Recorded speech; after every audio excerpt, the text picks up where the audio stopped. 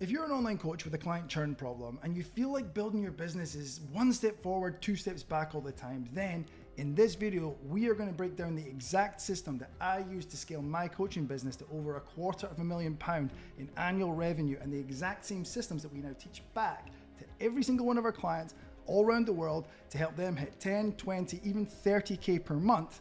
Let's get into it. Okay, so if I'm a coach with that problem, what's the first thing I can do? No question, nail your onboarding. I think the onboarding is so much more important than you think, and here's why. The onboarding is the very first experience that someone has as a client, not a prospect. Everything that happened before that, they were a prospect. Now they're a client. So we need to nail that. And I think where coaches get this wrong is it feels like red tape. It feels like, you know, that big fucking enormous questionnaire that we all send out? It feels like I'm going for an operation. So it feels difficult, and that feels like homework, and there's no value add. What we want is to change that to feel like not red tape, but a red carpet that you rolled out just for that person. So you're making it almost like collecting as much information about the person as you can with minimal effort, or making it seem as exciting as possible on their end. That second part's it. You want to hide the vegetables in the spaghetti sauce. So it's like what you need is to ask the questions in the questionnaire. Like we need that as a coach. But what they want is to feel like they've fucking arrived, and they want verification that the purchase they just made, because when someone hands you money, the purchase is like, oh fuck, they've got a buyer's remorse of some degree. Yeah. If we can shift that, they need that, you need the questionnaire. So how can we hide one in the other? And I think with that, we want to think of your onboarding as setting the tone. We want to think of the onboarding as celebrating their arrival into the program. We want to think about all the stuff that shows them clarity in the process, because that's the one thing that they want now. They've got the purchase made. They made the decision. They now need verification that decision was great. Yeah. And they need clarity on what the fuck happens next. And I'll tell you what doesn't do that is a meaty PDF. Yeah. A questionnaire does not tell me what the fuck happens next. And even if it did, I don't think most people want to read. I think they want something of some it should feel fun. So, right, here we go. Like, I think the first 14 days, the first 7 days, something like that, will set the tone for whether someone stays or goes. Why? Because I feel like when you meet someone, it's the same thing. Like when we first met, we made a decision on the fact that I hope this is mutual. I liked you. I'm like, cool, I like this guy. But I meet lots of people in a day where I'm like, if I never see that person again, that would be a fucking good thing. Same thing goes for your onboarding. That's them meeting your business. They've met you, now meet the business. It's like handshake for the business. So I think the first 14 days will predict the next 14 months. Now, I realize there's someone sat watching the video thinking, well, this is all great. You've told me what not to do, but what should I do instead? So quick fire on that. I would make some form of video guide. And ideally you want to break this into chunks, because no one wants to watch a big hefty video. What are the first questions you get asked in the first week by clients? Let's just take care of them now. Like how should they check in? How should they use the apps? How should they deliver things to you? How do they ask better questions? How do they get the most out of the program? These are just ideas. You don't have to do them all. What are the rules? Like, we have rules. Be quick to share your wins, be quick to ask for help, and don't be an asshole, because I'd rather have a hole in the team than an asshole in the team. I say that in the video. So you want all those different things. Like, what things do you need to get across? And you can make 2 or 3 minute videos, and you can compile them into a list. And guess what? In amongst there somewhere, we can slip in the little questionnaire that's like, oh, if you could fill this in, that would be great. You can build this into a portal if you've got the technical know-how. That's certainly what we teach. And I think that's fantastic. But for now, it's a series of videos that welcome them in, that they watch in order that makes sense, that take care of all the bullshit admin that you get asked on repeat. That they're like, right, that's what they value. That's how they operate here. Right, cool. These are my people. This is my tribe, and this is my place. And where would you recommend doing that? You're not just sending these on WhatsApp. Nah, like we do it in Notion. Like, I like Notion for it. It's the easiest thing that you can do. It could be on YouTube. It could be a playlist of unlisted videos on YouTube. Make them unlisted so that no Tom, Dick and Harry can see them. Notion's great. There's loads of other places. You could do it in school. You could build a school and you could have like a playlist there. There's loads of cool places you can do that. But I think for you want to think about the questions you've got. What are the rules? How can they communicate with you? How should they communicate with you? And I think here's a really important one you can add in. How to get the most out of your first month in the XYZ program. Yeah. Because I'm the client that wants to know that. Yeah. Like, what are your best performing? And then you can break it down. Like, best performing clients, they do this. They ask questions like this. They ask questions fast. These are the things that they do. And the worst performing clients, they do this, this, and this. So ideally, you would do X, Y, and Z, not A, B, and C. I think that really helps someone feel like this guy has or girl has their shit together. And I know our clients come to us and they're like, the first thing they say on their kickoff call is, which happens after the onboarding, is like, holy shit. That was good shit. Because in one of the videos, I'm not even embarrassed to admit, it's called the OC Credo, and it's like what we stand for as a community. And like, if you want to wear the O plus and carry this brand, it's not just an O plus, it's like a fucking standard for life. And here's the standard. And I got so fucking fired up in that video. I almost started crying in the middle of it, where I'm like, discipline, pride, and integrity. And these are the ways you should act and carry yourself as an optimized coach. And I would say 8 of 10 people come to a kickoff call being like, bro, that final video made my entire buying decision worth it already. Like, I know I'm in the right hands. And that is how they should leave feeling. Not like, okay, I filled in the form, what's next? So I think that leads us nicely onto the next part, which is milestone moments. So how do you keep that hype from the onboarding and carry it through the rest of the client journey? Yeah, I think this is important. I feel like versus where they maybe have a world-class on board and let's say you've upgraded it, and now they're going to get left into this endless cycle of check-in and response that goes on forever until one of you dies, is how it feels for the client. Think about that. Now, if we can milestone moments, I think that's super important, and what we want to do is create moments for achievement. Now, I've said this before, and I'll try and keep this tight because they could talk about this for about a day. When we were kids, achievement was omnipresent. You were at swimming lessons, you could swim so far. And when I was a kid in the UK, you got these little badges you sewed on your towel, and you knew that you were an absolute top shagger in swimming if you had the 100-meter badge, and I'm swanning about. And you were in lessons for reading, and you were in levels for maths and everything. And then as people become adults, they get the job, they stagnate in their job, they get the girl or the guy, they buy the house, they have the kids, they buy the cars. End. There is no more achievement other than the 10-year promotion that they might or might not get. I see our job as coaches to provide achievement at every level, because they will stay for that, because that is a huge part. It's why adults stop playing team sports and that goes away. So if you can name different milestones that will happen, like maybe they can be behavioral or habitual as well. And maybe they should be habitual, or rather they could be outcome, behavior, or habitual. So an easy one to start potentially could be even just completing the first week. Correct. Like it doesn't have to be losing 5 pounds or kilos, which is where I know the coach's brain immediately rushes to. It could be complete 5 check-ins in a row. Because then ultimately the 5 kilo loss will come from the consistency and the check-ins. It's James Clear's model. It's the outcomes, actions, behaviors. So they want the outcome, and we're teaching them that the behaviors will get the outcome, rather than just setting the goal doesn't get you the goal. Their goal was to lose 10 kilos. Fine. Don't just milestone 10 and 5 kilos. Milestone, complete 1 week's full workouts. Complete MyFitnessPal log for 7 straight days. Complete 4 straight check-ins. And you know, when you're playing, this is where we're gamifying it. If you're a gamer of any description, I know I certainly am. I know Chaz is, because we play every night. When you do something, you get a little badge or a token. And it's like, oh, ding, you got like 100 kills with this gun, or you scored 100 goals with this player.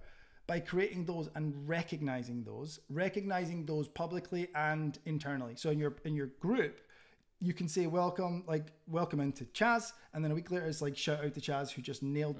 And if they're the same for everyone, standardize these across your clients, where it's like Chaz just nailed his first 5 check-ins in a row. Then guys, help me celebrate with Chaz, and the guys are all in the chat being like, yes Chaz, like gassing you up. It creates a community of ascension and achievement, and I think that's so fucking important. And you can shout it out on your socials, and I think if you do that on your stories or whatever, it creates an element of, this gang seems fucking good. It's not just all about fat loss or weight, if that was the goal. So the key takeaway from this really is that micro wins are sort of anchoring someone in for the long term. 100% is if the goal was to lose 10 kilograms and I have to wait 10 weeks, best case scenario, to lose 10 kilograms, and there's no achievement between then, like this acknowledged, that we can find achievement, and it can be in, like I say, behavior, it can be in consistency, it can be in understanding, it can be in all sorts of things, and they will stay because they feel recognized. And you can recognize them in any way. Like, you can send them a card in the post for big ones, you could send them a present, you could acknowledge them digitally in the group, and you could actually, if you want to go one step further, go on Fiverr and get some cool like icons made up and put them in your face. Like, they'll be mint in a WhatsApp group or whatever. You know what I mean? Yeah, like, I get what you mean. I think that would be absolutely epic. So there you go. There you go. Free idea. Steal that. You're welcome. Again, so I think that leads us nicely into the next part, which is identity over actions. Can you expand on that? I can. I think that people come to us for actions. Like their actions when they come to us as prospects are not giving them the result that they want. We teach them better actions for better outputs. And I think every coach agrees on that. Now, that's fine, but if we just track that, then it's not that deep. And if we can change it to like who they're becoming in the pursuit of the goal. And I know this sounds cheesy and cliched, and you've heard it all before. It's like, it's not the destination, it's who you become along the way. Like it's easy to ignore those things, but cliches are usually cliches for a reason. And that reason is that because they're true. So for us is if you can change how they see themselves and change the frame with which they view the world, they will become loyal for life. So rather than just measuring and rewarding action, it can be, rather than, hi Chaz, like, hey Chaz, well done on losing 5 pounds. It could be, hey Chaz, like, you are becoming the person who values discipline over everything else. All of a sudden, if you start to change the way they see themselves, two things happen. I think they become loyal to you because they see you as the provider of that change, or at least the guide to that change. But I think also the way they see themselves changing shows how they start to act, and it thus accelerates their progress. Because you know that client is like, oh, I did so well for 4 weeks and then it all fell apart. Because they still see themselves as whoever they were at the start. Whereas if you continuously, like when they send you a win, you back them up, you say, well done, how do you feel? You find the feeling, and then you say, listen, dude, I'm super proud of you, if that's true. And then you say, you're really becoming the guy who, I would say that to coaches all the time, you're becoming the guy, you're becoming a business owner rather than just a PT doing online coaching. And they're like, right, they see it. I think that also goes the other way. You're saying there is that you can praise people for what they're doing, but also having the balls to pull people up for what they're not doing, because their poor result is a reflection on your business. And as you said in the onboarding, you've clearly stated what you're about. Yeah. And it's not letting that shit result or the lack of effort just continue on for another couple months, and that person's like, oh, he's not a very good coach, didn't get me the result, didn't get me this, that, and the other. It's like you're addressing it early with what they're not doing, and then potentially that could lead to a good result down the line. Yeah, like you say, you can use it to pull them up. So you can use it to be like, if a coach is starting to slack and they've been doing really well, I can be like, bro, like, how does the coach that you want to be show up here? How does the business owner, the fitness business owner act here? That's a great question for you if you're not showing up the way you want to show up. Side note here, one sentence. If you're not showing up the way you want to show up, the question, how would a fitness business owner rather than a personal trainer delivering their service online show up here? And then that identity of like, how would that person show up? If you want to read a good book on this, The Alter Ego Effect by Todd Herman, banger of a book, will help a lot. Go read it. Let us know how you get on. But remember, you're dealing in new identities, not just lists of actions. You're not just writing workouts. You're not just giving them meal plans and macros. You are legitimately dealing them a whole new identity and thus life. And when you start to view the weight of what you do through that lens, you start to take yourself more seriously as the coach, but they start to see it as, holy shit, yeah, this is way bigger than just fat loss. This is like a whole new way of life. Because when you were small and skinny and fucking young, you weren't the guy you are now. Same. There's an identity shift. So really focus on the identity shift, and people will thank you and hold you in regard with that shift. And thus, those people are like, they are paying 200, 300 quid a month for that service, not workouts and macros. And as a result, now they value the service higher. And now, because they do, they stay for longer.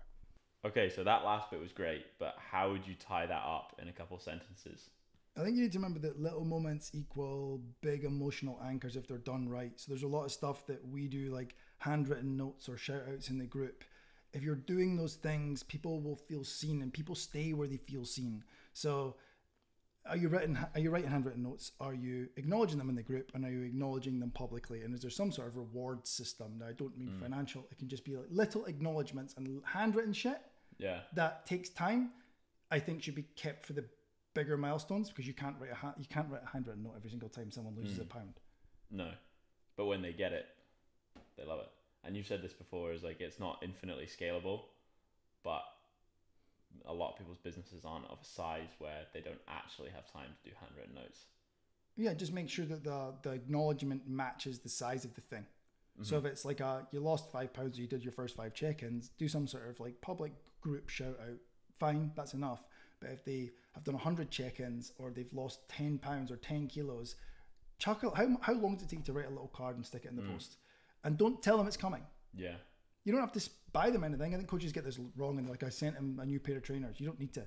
Just send him a note. It says, Chaz, just a quick one from me because I'm sitting in the office thinking about you.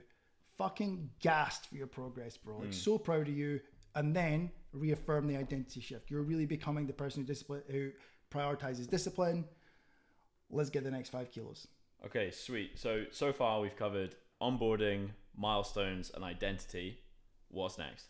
I think thinking about it as seasons, not sprints. So I think we're all guilty as coaches of being like, this guy came to me to lose 10 kilos and that's it. So when that guy gets to his 9th kilo, a lot of those people are ready for home. Like, okay, like pat on the back, we did it, let's go home. Thinking about how you can sell the next phase. And I always talk about this as having mortgage eyes. So one variable and one fixed, like that. And what I mean by that is one eye of you as the coach is looking at what they're doing now, and the other eye is looking at what's next. What's now, what's next, what's now, what's next. And if you're constantly thinking like that and reaffirming that back to the client, like, Chaz, you've lost 9 kilos. Like, honestly, dude, I think we should start going after insert next phase and get them to be okay with that. Maybe get them to be involved in that process. Definitely get them to be involved in that process. That being said, do you think there's an optimal time to start talking about that? Obviously not at the very first kilo they lose. You're then talking about the next goal. But if you do it at the 9th, does it then seem like you're just trying to hold on to them? There is an optimal time, and let's talk about it. I think the first thing we need to say is that the goal here is not to just retain them for the sake of retaining them. Like, in my opinion, and I'll happily go on record saying this, the goal of coaching is client autonomy, which means people leave. That's okay. The goal of the video is to fix early leavers where you're constantly got a hole in your bucket. So I think if we think most coaches will sell in like a 12-week block, you don't want to bring it up at week 11. I think you want to start feeding it at week 6. Start just seeding in your check-ins. Like, dude, this is class. Like, I'm already seeing how we could do this. I'm already seeing how we could do that. Or maybe they mentioned in their onboarding that like they want to lose 10 kilos, but they also mentioned that it'd be good to be able to run. It'd be good to be able to do an event. Like, their dad does this, their brother does this, and they made Tough Mudder or whatever the fuck. I don't know what's High Rocks, I suppose now. Yeah. Then you could start, Chaz, like, mate, that's just 5 kilos down already. Like, I'm already seeing how a High Rocks would be good. Like, I've looked at the schedule. Do you know there's one in September? Like, no way. Like, we should think about it, bud. Yeah. And I think it's so natural that it doesn't seem salesy. Yeah. You coming across, obviously you always do have the client's best interest at heart, but you picking up on what I'm already doing well at and seem to be enjoying and then feeding the next goal will just make that client's just fucking go so all in on it. I know that's how I would be. 100%. And I think for each phase, it's about stretching it longer than it exists. So if you're selling 12 weeks at your sales call, ideally be talking about 6 months. So that the original discussion was around longer than the sales, like the sales cycle is 12 weeks. That's fine. But I do think having something next teed up all the time is super, super important, as long as it's in the client's best interest. So you're not just going to manufacture one to keep them, as long as it's in the client's best interest. I know I did that where the guy would come to me, he'd want to do a photo shoot. We'd focus on habit, lifestyle, behavior, and routine. After I explained to them why that was so important, we would focus on that. We'd fix it in 6 weeks. Then we move into a fat loss phase most often. At that point, arguably at the end of the fat loss phase, they were done by all intents and purposes. But instead, I'd be like, dude, like, I genuinely can see how we could add 5 to 10 kilos of like absolute fucking raw muscle to this frame and do this again. Or, dude, you also said about running, like, you know, there's a marathon on, and then I would kind of start seeding it. You're not selling the idea, you're just suggesting subliminally in amongst the check-in feedback, such that the next logical step is to do exactly that. Understand that clients come to you for confidence and clarity and vision and direction. If you're confident and clear and there is a vision and a direction that you provide, you should feel like you have the crystal balls. Like, Chaz, this would be great next. What do you think? Like, yeah, that sounds fucking amazing. And if you're already doing all the things that we've already mentioned, then guess what? They're fucking staying, brothers. I think that rounds that up perfectly. But one thing you said there, you started talking about check-ins. So I think the next logical step is to sort of expand on that and how you could potentially have more of a client-led check-in than what you typically see. Yeah, I think as coaches, we're very quick to dive into coaching. Like, hey, Matt, here's my check-in, blah, blah, blah, blah, blah. And then you're like, okay, Chance, great, fantastic. You did well, you did well, you did well, you didn't do well. And then you just kind of, you coach. That seems sensible. But asking them, like, what do you think went well? Like, what do you think you could do better? What do you think you kind of wasted time? Where do you think you lost time? Like, how does, better yet, how does the version of Chaz that we mapped out in your onboarding and kickoff call show up differently to this guy? And they're like, oh shit. So now you're highlighting the gap between their current identity and thus behaviors and where they want to be. And I think if you can do that, it provides like co-authoring or co-owning. I'm not really sure, but like both, they feel like they're involved in the decision and direction. Yeah. I think if someone's involved in the decision and direction, they have ownership, and ownership drives adherence, and adherence, as we both know as coaches, is the fucking mother variable if they're not adhering. I think something people potentially may struggle with check-ins is knowing exactly what to ask and how to ask it. So if I was your client, what would you be asking me on a week-to-week basis to try and, as you've said there, have more of a client-led check-in? Like I said, like, what are you most proud of this week? So you're immediately highlighting a win there. So it could be, I've dropped a little bit of weight and I'm feeling great. Yeah, but often they tell you stuff that you can't see in the check-in. They didn't say it. Like, oh, bro, like I was at a meal. I didn't mention in my check-in map, but I was at a meal. And rather than ordering the fucking full, everyone does it. Yeah. I ordered like chicken and something else. And you know what? It was a really fucking good meal because it was in a restaurant. Let's be honest. Like, that's clients think that their chicken is the shit option rather than the pizza or the burger. Or, mate, I did what you said and I made my burger a convertible, which for my clients used to say, make it a convertible, take the lid off and get rid of half the carbs. Do you know what I mean? So what you're most proud of is great. Like, what felt hard? Like, what felt hard, but you did it anyway this week? Questions like that are great because you get them introspectively reflecting on their own transformation. Whereas a lot of coaches that will potentially be coming into the industry have just got a generic level 3 check-in template and it's weight, energy levels, something else. So tracking, that's fine. This all comes before it to potentially get them in the mood to, or not the mood, but it frames it. Yeah. In a completely different light. And then the final one, I suppose, there's many, but the final one I would suggest maybe is like, what's your next goal? Maybe not asked in such an abrupt manner, but if a coach comes to me, I'll use an example from my business. I'm like, Matt, I cannot believe it. We just hit 10K MRR for the last 3 months. I'm like, sick, love to hear it. I'll celebrate. I'll ask how they feel. I'll ask, like, I'll compliment on them on the identity shift, and then I'll be like, Chaz, what's the goal for, and insert whatever the next month is. What's the goal for next month? So immediately shifting it to forward focus. What's next? What's next? What's next? Because improvement's a continuous cycle. Yeah. They're not just done. But then that can also tie in with community. So if someone's done their check-in and you've got these client group chats, you could then be like, man, that's incredible. Could you put that in the group chat to potentially motivate the other guys or something along those lines? Because as you've already touched on, is that you have to create this sense of community for people to stay longer. And it's not just a one-to-one relationship then, it's they've got you leading them, but they've also got this community of people around them, keeping them on track and keeping them on that sort of straight and narrow. Yeah, I think the top line with this is isolation kills commitment, whereas community multiplies it. So I had like a top coach, one of the top coaches in the UK come and ask some advice. And when I looked inside the business, the problem is community. Really? Yep. And he looked at mine and said, it seems like you've got that dialed. And I think we do. And I think it's like the coaches are sharing they're actually, I'm not even sharing the wins anymore on their behalf. The coaches are sharing them with the community, and the community are gassing each other up. And when they're gassing each other up, it's like they're part of a team. And I think like one of the ways that this kind of shown up in my adult life is friends who play team sports, when they leave the team, the badge is no longer on their chest and they struggle with like not being part of that camaraderie, the brotherhood of all that. I think that's really, really, like, for me, this is the part I'm most passionate about, is the community building. It's like if they feel like they're part of something bigger than just you, them, and a fucking check-in sheet, they will stay just to be part of the community, and check-ins become nice to have for us. It's like I've said before, I think we're an events company masquerading as a mentorship. People have said to me that they would pay what they pay just for the events. Really? Yeah. So if you're a coach, or if I'm a coach, for example, and I've not got a community, I've got say 30, 35 clients, how do I go from where I am now with just some one-to-one generic check-ins to actually building a community with my current clients? How do I introduce groups or whatever that may be? Yeah, I think like it used to be Facebook, and it might still be Facebook for some markets. I think you need to look at the demographic that use it. They're definitely older. Because you've got a few guys in the OC that hammer Facebook. Yeah, for sure. And their markets are older. But we used to be a Facebook group, and it just didn't work for everyone because we all hate Facebook now. I think the first question to ask is, where are your market hanging out?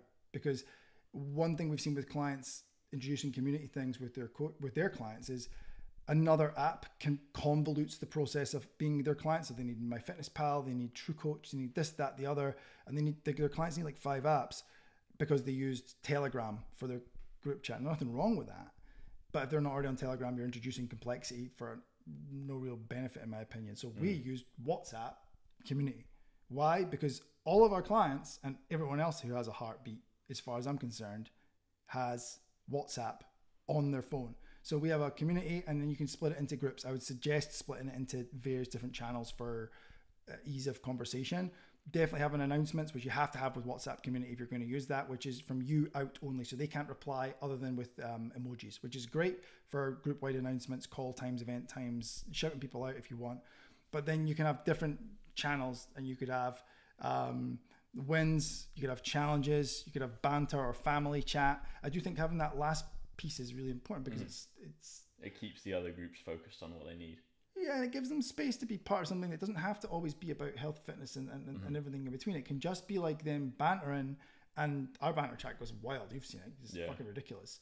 But as a result of the banter chat going wild, the people that come for potentially not the banter and just the value, they get more value from the other channels. Yeah, and I think just make sure that you're aware of when you start a community chat, where coaches go wrong is they start a Facebook, a WhatsApp, Telegram, whatever it may be, pick your platform, is they come to me and like, I started it and no one's talking. So the way this works is, imagine inviting people to a party and there's no music on and there's no games and there's no cake and there's no beers and there's no nothing. And you're like, well, why are you not having fun? Because this is shit, mate. You invited me to the party. You're the party guy. Yeah. So you need to run the party. You start the party and then they'll continue the party. So you need to have some prompts. And it could just be like, what worked really well for me as a coach was like a picture of my lunch. And it would just be like the most boring and mundane shit. I'd be like, guys, what's on the menu for lunch? And then people would share their lunches. And always someone would post something that looked like a fucking Michelin star chef had done it. He would get roasted in a positive way in a male community. And then there would be, not a positive way, but you get how men communicate. And then there would be some other guy that looked like a car had just run over his lunch, and he would get roasted. But they would start sharing their own stuff and recipes and shouting people out. You need to have, and I would diarize this, calendarize, ideally every day, but worst case like Monday, Wednesday, Friday. There's like something you're going to ask. I wouldn't call it Mindset Monday or anything like that because they can see the calendarized nature. Instead, the more casual, like, guys, just checking in. Was thinking about you all. It could just be a little, when you hold the video thing in WhatsApp and you swipe up and it goes in the wee bubble. Guys, just thinking about you all on my way to the gym. Quick mindset tip from me because it was relevant to my life this week. Share it with them. Let me know your thoughts. That will encourage feedback. And then after a long enough time of doing that, they continue the party. But you have to start the music. And you have to be like understanding that it's not all going to kick off in the first 2 days. It's like consistently being there to show people the value in being there. Yeah, show them that the party's worth staying at. Yeah, exactly. But if it's shit, they're not going to stay, and that's on you. So for me, it took months and months and months of building that up to a point now where I don't even need to. I am, but I don't need to be in the community chats because they fucking keep the party running day and night. Fuck yeah. So let's round this whole thing up and get a list of actionable takeaways. The first one is focus on the shift. You are not just writing workouts. You're not just delivering macros. You are building and providing the home for their evolution. Sweet. Point number 2. Have an epic onboarding that feels like a red carpet, not red tape. The first 14 days are indicative of the next 14 months. So more or less, just get the client fucking hyped up to be there. 100%. That is exactly what I'm saying. So if we now move on to point number 3, what we got? Bake in achievement milestones. If they can see their progress, they will stay. Micro wins equals long-term commitment. One more example of that. Shout them out in the group, show everyone that they're doing well, give them the pat on the back when they deserve it. There we go. Point number 4. Show them who they're becoming. Don't just track their habits, change the entire way they see themselves. So identity over action. Yeah, identity changes loyalty for life if you get it right. Sweet. And point number 5. Practice acknowledgement, which ties to one of the previous ones. Acknowledging the little things will provide big emotional anchors. An example? Well, I think the top line here is that humans will stay where they feel seen. So if you shout them out in your group and they feel like they're being acknowledged for the hard work that they're putting in, it feels worth it. Makes total sense. Next point. Always have a next mountain. Coaching isn't just a 90-day or 12-week package. It's a series of evolution and it's a cycle. And the next thing is just as important as the current thing. I think the example you gave earlier was really good. It was like, I may have come to you for weight loss, but in that process, I've then started getting better at running. And now my next goal could potentially be a high rocks, which you've planted that seed. So I'm just buying into that, not, oh, he just wants to keep me and keep my money. 100%. Okay, and point number 7? Let them lead. I think if they're got co-ownership and co-author of the progress, the program, and everything in between, they'll feel like they're involved in the process at a far higher level rather than just receiving and paying for workouts. And last but not least, the final point, number 8. Community trumps absolutely everything else. Isolation will kill commitment, whereas community will multiply it. So if you give them something to belong to, they're far more likely to stay beyond somewhere that's just check-ins and workouts. There we go. So if you had to give a big final take-home point, the park the bus point, what is that? You're not just delivering workouts, you're giving them the place that they become the person that they want to be. And that is way more important than you're currently giving credit to. Like and subscribe. Clients that evolve with you, stay with you guys. Write that one down now, and we'll end here.